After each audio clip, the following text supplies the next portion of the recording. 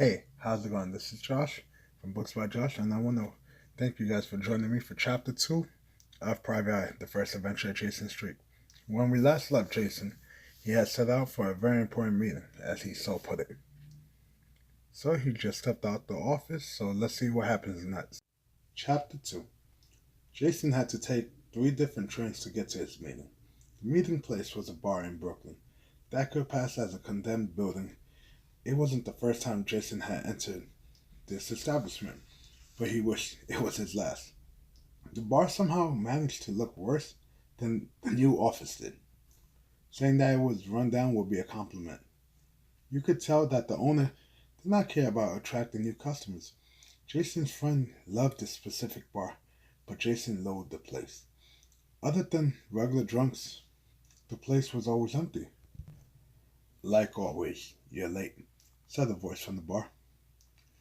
I'm so sorry, Commissioner Pavel. Please don't arrest me, Jason sarcastically responded as he took a seat next to the commissioner. Barkeep, I'll have the same thing he's drinking. How come whenever you say commissioner, it loses all its flair? The bartender placed Jason's drink in front of him.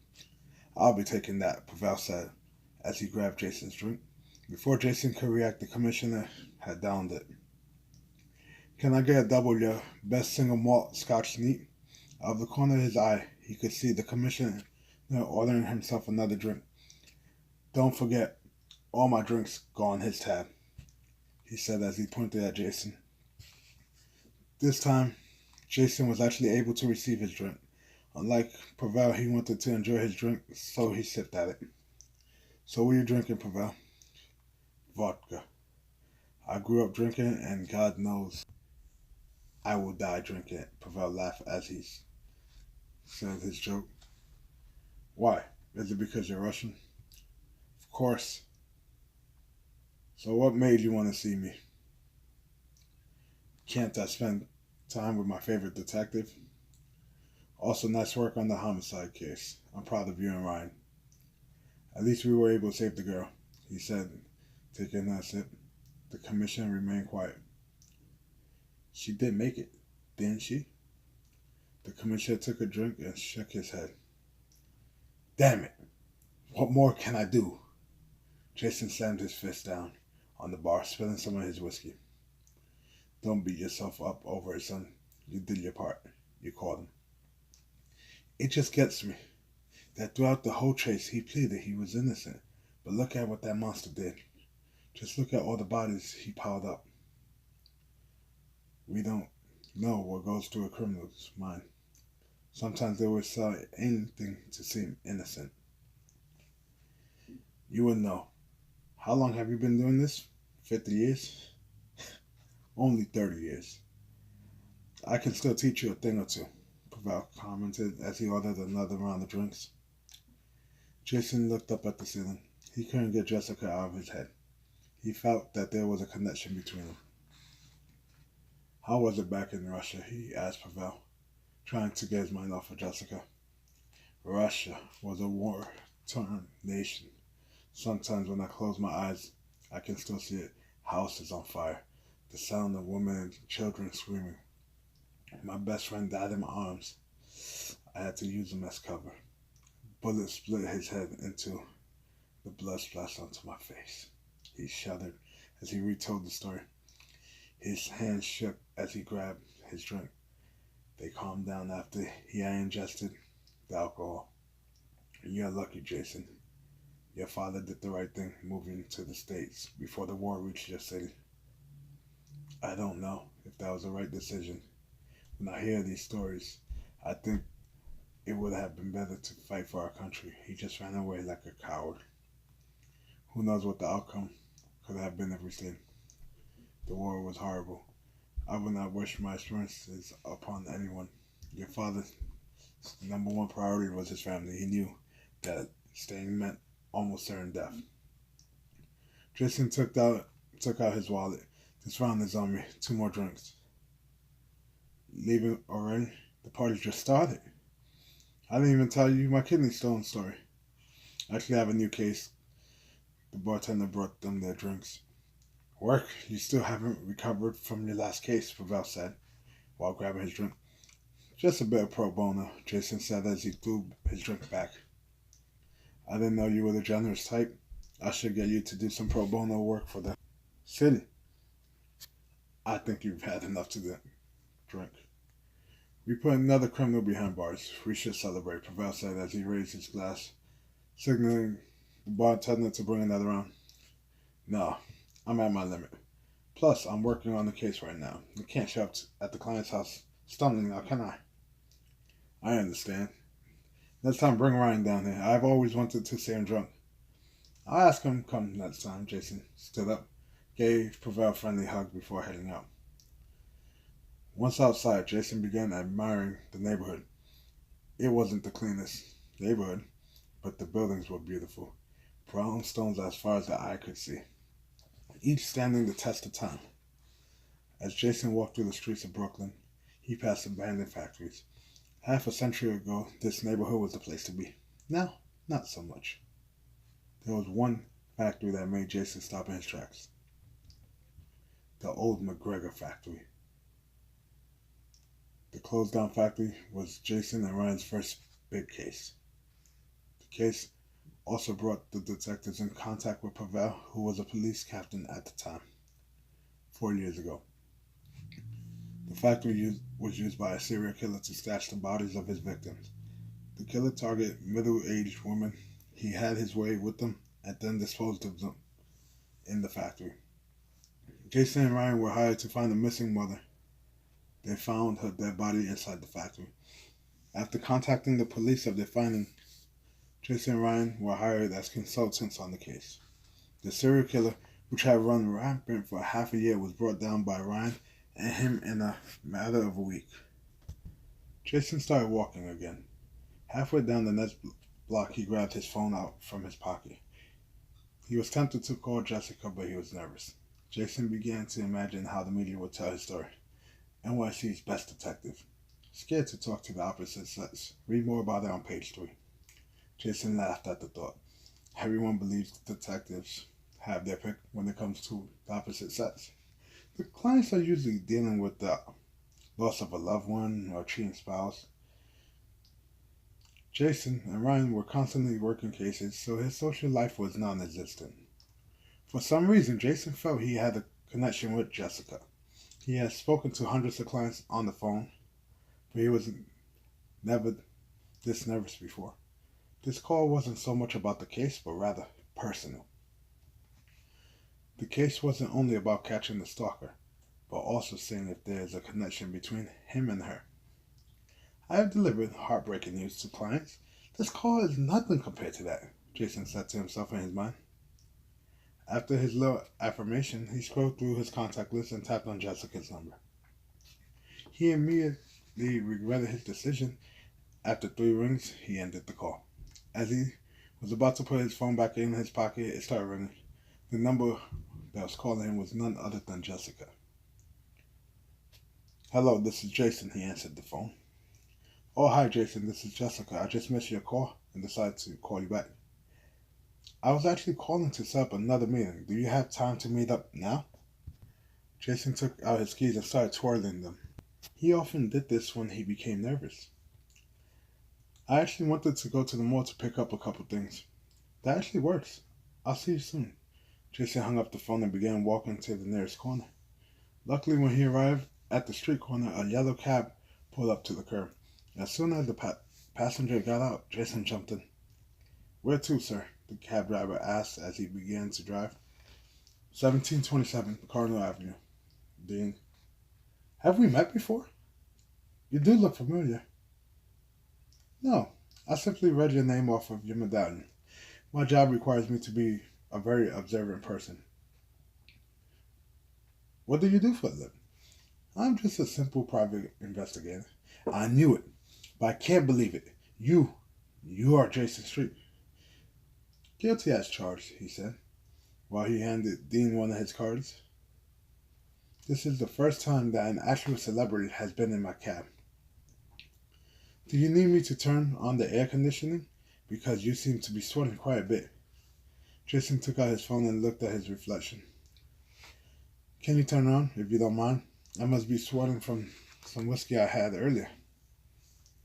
Dean set the air conditioner on max. So are you working on another big case? Am I actually driving you to a crime scene? No, nothing like that. It's a smaller case. Yeah, I feel a bit nervous. A master detective such as you is getting nervous? Do you want to talk about it? I've been told that I'm a good listener. The client, it's hard to explain, but it should be a simple case. Just a simple case of the butterflies. Dean started laughing hysterically. Don't quit your day job, Mr. Comedian. I'm just a bit out of practice. Just go with the flow. Don't overthink it. Have no set agenda. What happens, just happens. Don't set any expectation. I'll be sure to try it. Jason said the cab arrived at Jessica's house. The house was located on the corner of the block. It was an old brownstone that was built back in the 20s. Like all other houses in the cities, it was attached to the adjacent buildings. The door had no doorbell, just a brass knocker. Jason decided to call. Hey Jessica, I'm downstairs. I'll be right down. Jason's palms began to sweat. To help calm himself, he took out his keys and twirled them. While twirling his keys, he decided to check his emails. I don't think your keys work here. Jason turned his head to see Jessica smiling in the doorway. She is now wearing a blouse and a pair of blue jeans. He quickly put his keys and phone back into his pockets. I wasn't trying to open your door or anything like that. It's a joke. So, you ready to go? Do you mind if I use your bathroom? Sure, no problem. Third door on the right. Jason ran inside the house.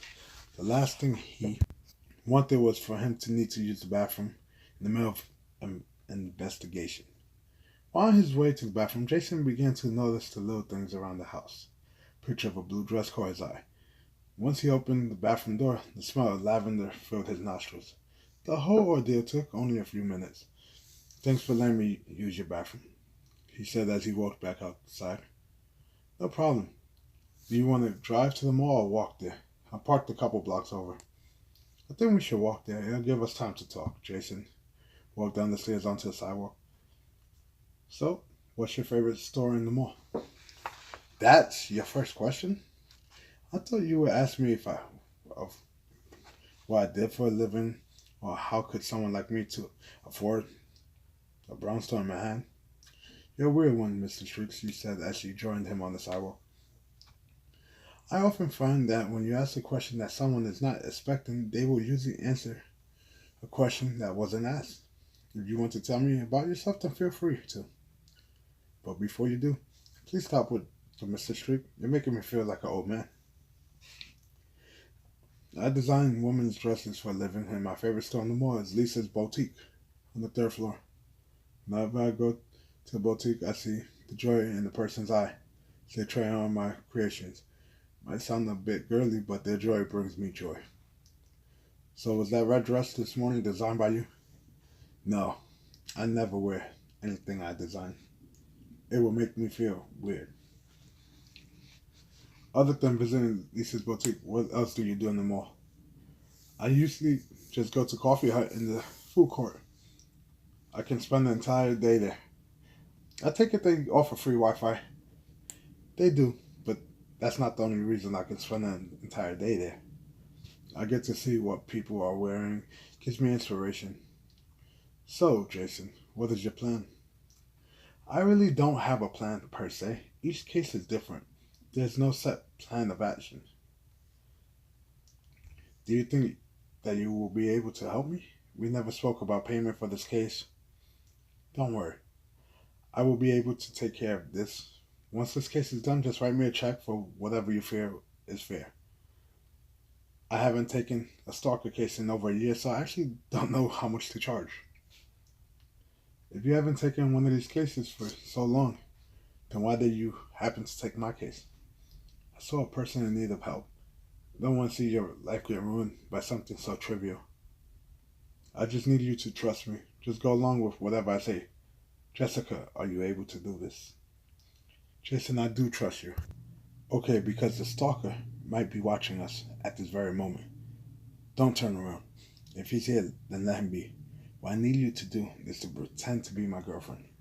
Wait, why do I have to pretend to be your girlfriend? A lot of stalkers think that they have a chance with their prey. By pretending to be your boyfriend, the stalker might give up on you. What if he doesn't stop? What we do then? If this doesn't work, then we go with plan B. Don't worry, we'll handle this for you. You have my word. After hearing Jason's statement, Jessica stopped and turned to face him. She wrapped her arms around his neck and gave him a kiss. Once their lips were no longer locked, she started to walk again. Jason was dumbfounded. It took him about 20 seconds to recollect himself. He went into a little jog to catch up to her. What was that for? Just felt like sharing my thanks to my boyfriend. Is there anything wrong with that? She winked. No, there's nothing wrong with that. It took him a second, but Jason finally understood why Jessica kissed him. Jason had done this fake boyfriend plan many times before, but this was the first time that he was kissed out of nowhere. Jessica could see that Jason was still in a bit of a flustered. Let's go grab a coffee. Are we here already? Jason turned his head towards her. Right in front of him was the mall. Sure, let's grab a coffee. I didn't know my little kiss would affect you this much. The great Jason Street brought to his knees by a kiss. Sure, laugh. I was just lost in thought, he said as he held the door open for her. Lead the way. Sure, she said while trying to grab his hand. Jason quickly pulled his hand away. Remember, we are a couple, so we have to act like one. Jason grabbed her hand and walked through the front door. As Jason walked throughout the mall, he felt as if his neck was burning from all the dirty looks he was getting. Once he reached the escalator, Jessica turned around to face him. How are you holding up? I'm fine. Why wouldn't I be? You just seem a bit nervous, that's all, she said. She walked off the escalator. Sorry about my sweaty palms. I just had a couple of drinks before meeting up with you. My body is just sweating the alcohol out. Do you think the great Jason Street gets nervous? I'm a bit nervous. Is there anything wrong with that? No, there's nothing wrong with that. I was just trying to say, Jason was at a loss for words. Jessica wrapped herself around Jason's arm. So fun to mess around with you. I wonder if your girlfriend has as much fun doing this as I am. Not tied down at the moment. I wonder what your boyfriend would say if he knew you were here with me. You just want to know if I'm single, don't you? She said as she ran her fingers through his hair. Let's go grab a coffee. How do you like yours? I take my coffee black without sugar. Why? Go find a seat. I'll get the drinks. Don't worry. It won't be long. Jason could not help but admire Jessica as she walked away. He decided to message Ryan. His text was simple and to the point. It read, how did the day go? Jason was about to put his phone away when a call from Jessica came in. Just got the drinks. Did you find a place to sit? Right in front of the fountain. Once Jessica arrived at the table, Jason got up and pulled his seat out for her. At the same time, he was surveying the area for the stalker. One person in particular caught his eye. He was sitting alone with a satchel on top of the table. To watch this person, he positioned his chair perfectly across from him. Sitting a bit close, are we? Not that I mind. Just want an optimal view of the area, Jason said as he took a sip of his coffee. By the way, what did you get? A frappuccino, and don't try to change the subject. I saw the way you looked at me in your office. With my eyes, Jason jokingly said. You'd think I didn't notice? Why else would the best detective in New York take my case? I would love to answer the question, but I'll be right back, Jason said as he stood up. He took one last sip of his coffee before going into a full sprint towards the suspect. Jason had watched the suspect take photos of him and Jessica. As soon as the suspect saw Jason start running, he turned tail and headed towards the escalator. He ran up, throwing people out his way. Jason decided to chase by running up the down escalator. Luckily, the subject was out of shape, so he easily caught up to him. Stop following my girlfriend or else, Jason shouted right as he got within 5 feet of the suspect. I'm sorry, I didn't know she was taken. Please just let me be. I promise that this will never happen again. The suspect responded in a trembling tone. Yeah, right. Why should I believe you? I promise, the suspect cried out as he ran towards the entrance of the mall. Before Jason could respond or catch up to him, a mobile cart appeared out of nowhere. He couldn't avoid crashing into it, so he just put his arms up to shield his face. A loud crash sound filled the entire mall. After landing on the ground, Jason felt a sharp pain in his right side. To his dismay, he was still unable to get up without any assistance. Jason, honey, are you alright? Jessica shouted as she ran to him. Did anyone happen to get the license plate of that car? It just came out of nowhere, he said sarcastically as Jessica helped him up. Sir, my car is ruined. What is going to become of this? The car owner asked while throwing his hands up into the air. Send the bill to my office, Jason said as he handed the car owner his card. He looked at his right side and saw blood coming from his shirt. Jessica, let's go home. Yeah, let's go home. Jason tried to walk out on his own but began to stumble. Jessica, can I borrow your shoulder? We need to get you to the hospital. You might have a concussion. I'm alright. Remember you said that you would trust me. Let's just take a taxi back to your place. I'm just going to take a little breather. Jessica's face showed concern. Okay, let's go. She put his arm around her and helped him to the door. As soon as she was outside the mall, she saw a cab pull up. Right when she was about to enter the cab, a man in a suit tried to take the cab from himself. Excuse me, I was getting in. Listen here, Missy. I'm a busy man and need this cab. You and your drunk boyfriend can wait for another prosecutor alone. You sure think highly of yourself. What makes you think that I'm drunk? Mr. Streak, I didn't know it was you. Let me help you into your cab. Also, your girlfriend looks very lovely. Thanks, but no thanks. Jason waved the prosecutor away. He was able to sit down in the back seat on his own. 1727 Cardinal Avenue. Jessica told the cab driver as she got in. Jason, what were you thinking? What if he had a weapon? I'm sorry, I didn't fully think things through. On the side note, I don't think you have to worry about him anymore. I think that little Chase did the trick. Jessica sat there quietly. She then crossed her arms and turned to face the car window. Less than 10 minutes, they were in front of Jessica's house. Jason swiped his card and walked out the cab. Jessica was standing in the front door. Would it be too much to ask to come inside for a bit? I don't know. It's getting kind of late. I have to get up early in the morning. I fully understand. I just thought that you could patch me up, he said as he lifted his hand from his side. Jason had bled so much that blood was dripping from his shirt. Oh my God, Jason. Come inside quickly. Did he hurt you? Are you bleeding? Anywhere else? Why didn't you tell me this earlier? No, he didn't hurt me. This is a wound when I jumped through the glass panes. I didn't want you to worry about something so trivial. Why would you offer to help me when you are clearly in no condition to work? Let's go inside. She led him inside. Sit down and I'll come back in a second. Sure, by chance, do you have any whiskey? There's no answer from her. Jason dug his phone out from his pocket and saw the screen was cracked. It seemed like nothing was going his way today. He failed to apprehend the stalker, opened up his stitches, and Jessica hated him. To Jason's surprise, Jessica came down with a bottle of scotch and a sewing kit. She handed Jason the bottle of scotch. For you and your wound. Take off your shirt. They see how bad it is. As soon as he took off his shirt, the sewing kit hit the floor. Jessica's face looked like she had seen a ghost. It's not as bad as it looked. Just reopened up a couple of stitches. Why don't we do this in the kitchen? This way, I don't get blood on your furniture, and we can sterilize the needle. She just nodded and led him to the kitchen. She also handed him a wet paper towel so that he could clean around the wound. Right before she was about to sew the first stitch, Jason flinched. Sorry that I jumped. I just have a thing about needles, he said as he took a sip of the scotch. How can you be afraid of needles? You're New York's most fearless detective. Bet that you won't even feel the prick of the needle. I've seen hundreds of needles. They are evil. Also, who wouldn't feel the prick of that needle? It hurts worse than the paper cut. Apparently, you are unable to feel it. I'm already on the third stitch.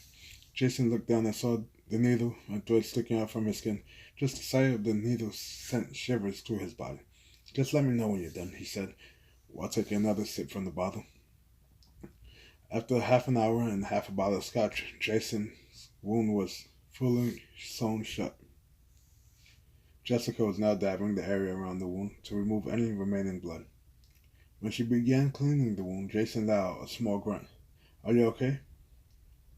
I'm fine. I just have a few bruised ribs.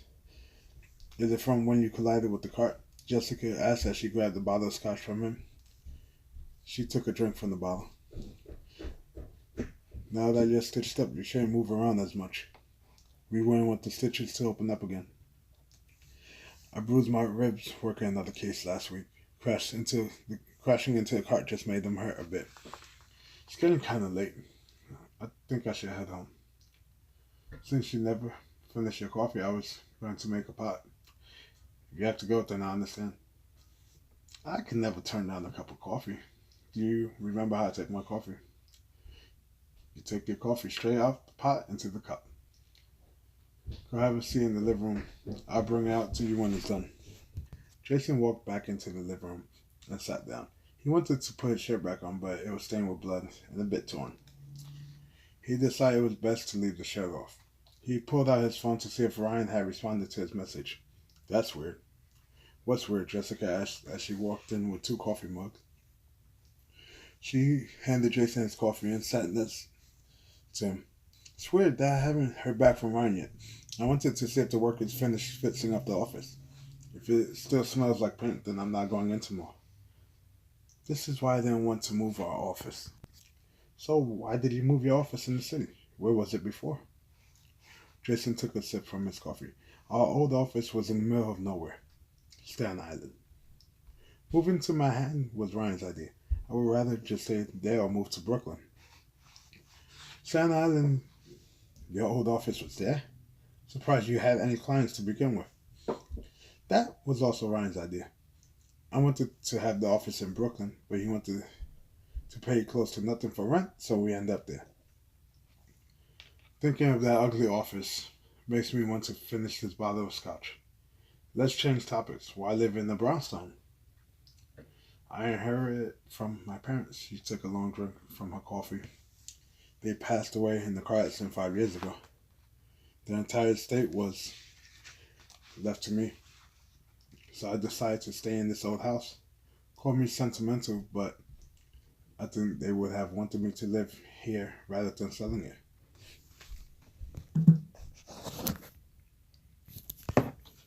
Jason heard the crackling in her voice and saw tears forming in her eyes. I think they would have wanted you to live here too. I lost both of my parents. Also, my mother passed away when I was 0 and my father passed away when I was 17. Ryan's family took me in, treated me like I was their own son. This time, there was tears coming out of his eyes. He quickly grabbed his blood-stained shirt and used it to wipe his face. Sorry for your loss. Hey, it's all in the past. We can't change our past. We just have to learn to live with it. Jessica, you have my condolences. Thanks for the coffee, but I really should get going. He finished the rest of his coffee in one sip. Do you live in Manhattan? Nope. I'm a Brooklyn boy. I live in Brighton Beach. Why don't I just give you a ride home? Just only 20 minutes away. I don't want to impose. You stitched me up, gave me whiskey, and made me the best cup of coffee I've had in a while. I'll just take a cab. Take a cab with that bloody shirt? I'm no detective, but that sounds like a bad idea. Let me just change my blouse and we'll head out. Jessica, if you're insisting, then sure. Jessica grabbed both coffee mugs and walked to the kitchen. After dropping the mugs in the sink, she walked back to the living room. She grabbed the purse and headed towards the stairs. While walking up the stairs, she stopped halfway. I think we might be banned from the mall. So you'll have to help me find a new place to get coffee. Sure, just let me know when you want to go looking for one. She just smiled. Jason smiled back. She continued walking up the stairs in silence. Once she was out of sight, Jason decided to take a shot from the bottle of scotch. After taking the shot, he decided to rest his eyes.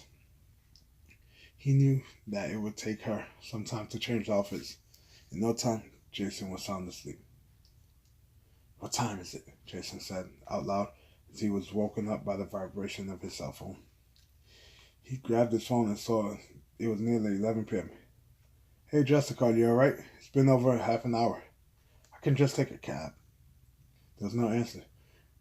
Jason thought that she might have decided to take a nap like he did. Jason decided to go upstairs and check on her. While walking up the stairs, his phone began vibrating again.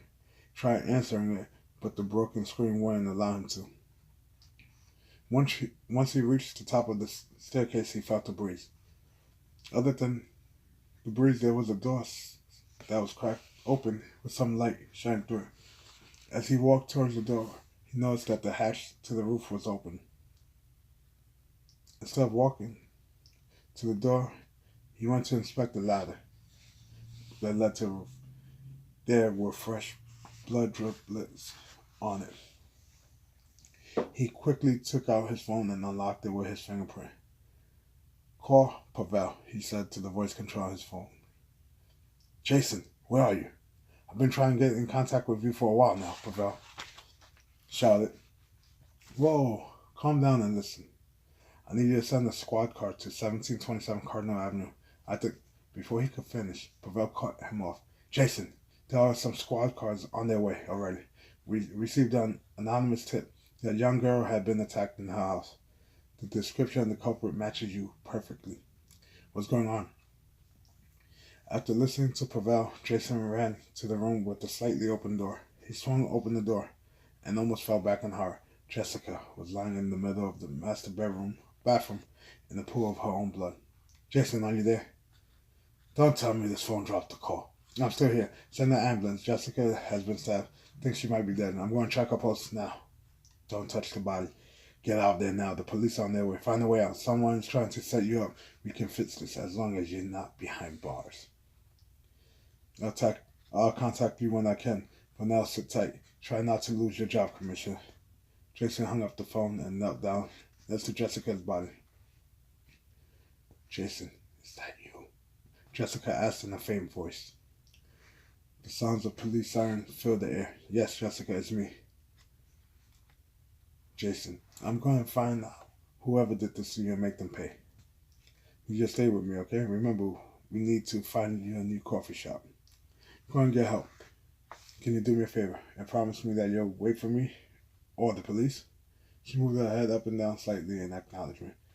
Jason gave her a kiss on the forehead and walked out the room. He ran down the corridor to the ladder. As he took the first step on the ladder, the police started speaking in the megaphone. "Come out with your hands up." "Jessica, I'll be back for you, I promise," shouted Jason, ran up the ladder. Lucky for him, all the houses were connected, so he was able to run across them. Once he reached the roof of the farthest building, he used the voice controls to call 911. 911 was the emergency. A man in bloody clothing came up to me and said, "She's alive." He looked like that detective that's always in the news. After telling me this, he ran into a subway. Looked like he came from the direction of Cardinal Avenue. Jason hung up the phone and threw as far away as he could. He looked over the roof to see if there was any safe place to jump on. There was nothing but pavement and parked cars. Without hesitation, Jason jumped off the roof. Yeah, and that's it for chapter 2. A lot happened in that chapter. Jason went on his pretend date, had a pretty decent chase, got injured, got stitched up, got to know Jessica. Jessica got stabbed. She's dying. And he just jumped off a building. What more can you want? You want to know what happens next, don't you? Well, wait for chapter 3, guys. Like I said, leave me a comment, let me know. I know I messed up a little bit. So that was a lot of pages. That was 22 pages that I just read out. Yep, 22. Chapter 1 was 10 pages. So, stay tuned, guys. Click the little bell to get notified when chapter 3 comes out. And I'll see you guys in the next part. See ya.